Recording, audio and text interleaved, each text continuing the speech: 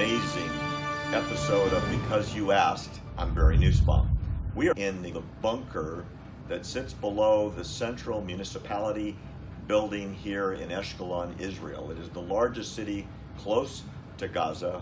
Times inside houses that were hit. Amazing number in Ashkelon are the numbers of rockets that were fired on the city. 2,200 rockets were fired targeting Ashkelon in the last operation. Iron Dome defense system managed to destroy about 2,000 of them, and around 200 rockets hit the city, direct hits, and the number of fatal casualties was 0, because the people are so well educated to defend themselves, to find the safest place. Several people were injured, a few were even critically injured, but thanks God nobody was killed. And that's because of many years of preparing the people for such a thing. So 2,200 rockets were fired. The intention, as they are fired out of Gaza, is to target population centers, right, to cause the most terror amongst Israelis. Right. So there's no military base where we are. This, when we were walking around upstairs, it's like a beautiful beachside community, apartments, restaurants, a beautiful beach. And so the intention is to cause the Israelis to live in fear for their survival and to cause as much damage and terrorism as possible. Is that the best way to describe it? Yeah.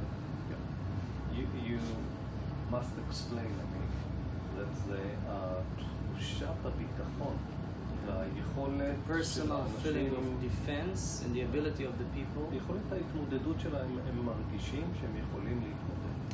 People here, and that's the most important thing that my father and his team are trying to do, is to make the people feel that they are capable to survive such an event if necessary. And it proved itself. Very few people left the city. It was not a ghost town. After the rocket siren, 2,200 rockets means 2,200 times that the siren went on in this city 24/7 for 55 days of war. Literally daily, several times a day, and people just ran into the safest area they could or hit the ground, and then a minute later or a few minutes later stood off and went back to work.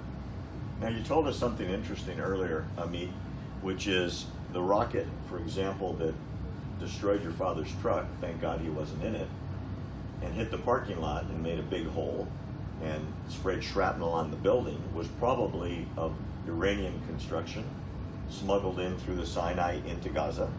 Right. So amongst Israeli intelligence and IDF, there's no doubt where these weapons are coming from.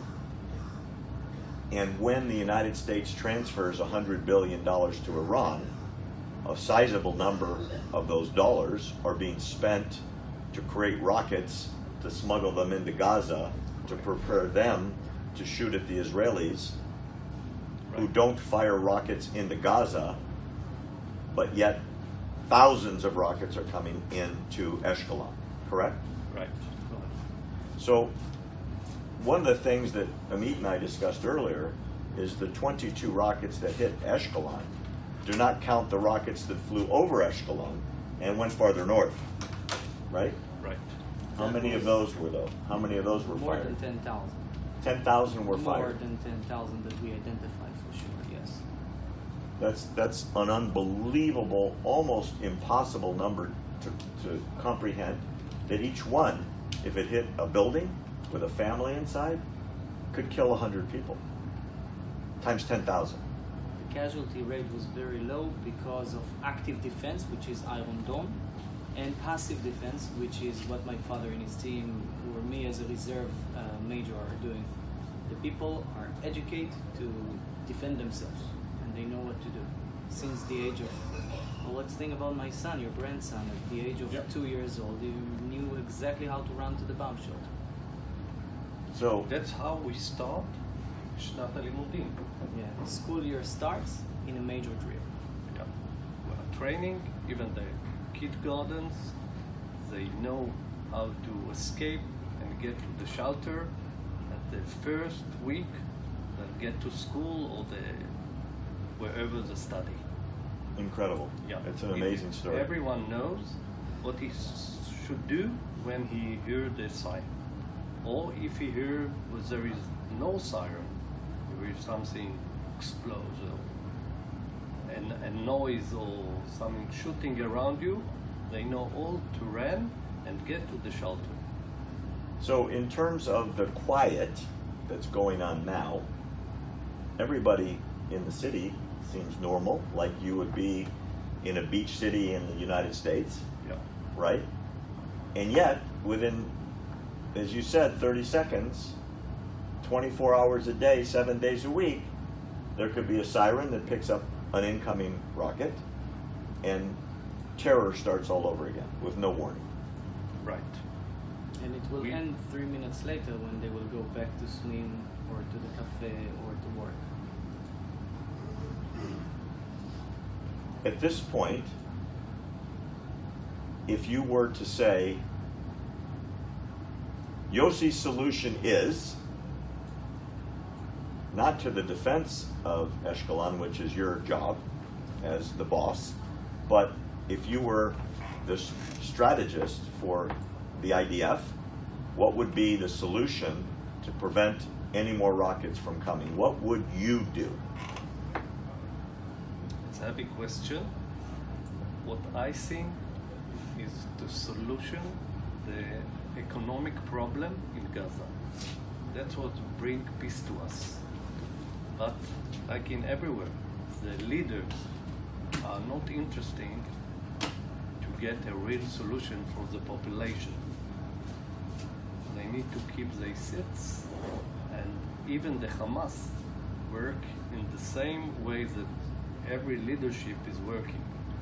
Meaning they're taking the money from themselves, and the people are starving and have very little jobs and tough to get food and water and electricity for survival.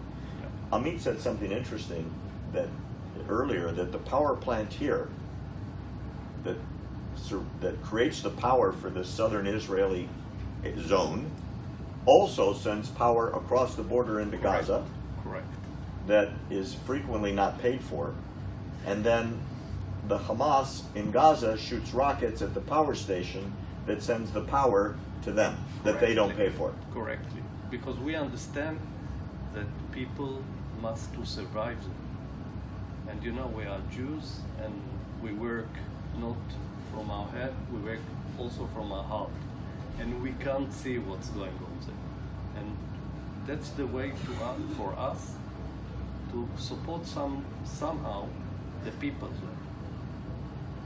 So your solution, if you could snap your finger, would be create a survivable economic base so that the people would be less inclined to want to create destruction a few miles to the north and have a life.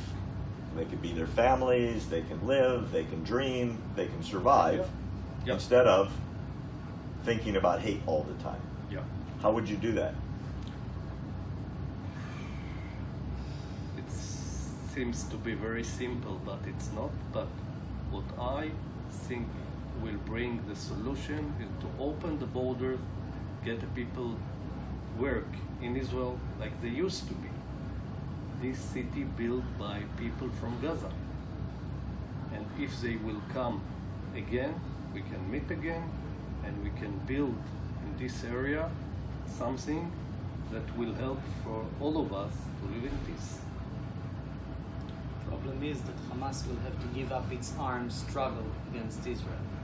Because we cannot just open the borders between us and an enemy, let's call it a state, whatever Gaza is. And they will never give up their weapons. Well, they're philosophically, the charter of Hamas is the elimination of the Jewish state, the liberation of the territory for their caliphate. It is very difficult to pretend that that is not there. Hey, come on in and help me build this apartment building, and then go back at night and shoot rockets at me. And you can blow up the building you just built. Yeah. That part is a little bit crazy. General, thank you for your time. Pleasure to have you here. Absolutely fascinating. An incredible tour with General Grinfeld and Major Grinfeld. We're very appreciative. I'm Barry Nussbaum. Thank you for joining us on Because You Asked. You can always visit our website at AmericanTruthProject.org or on Facebook or on Twitter, and you can always write to me at Barry at AmericanTruthProject.org, and I promise to get back to you.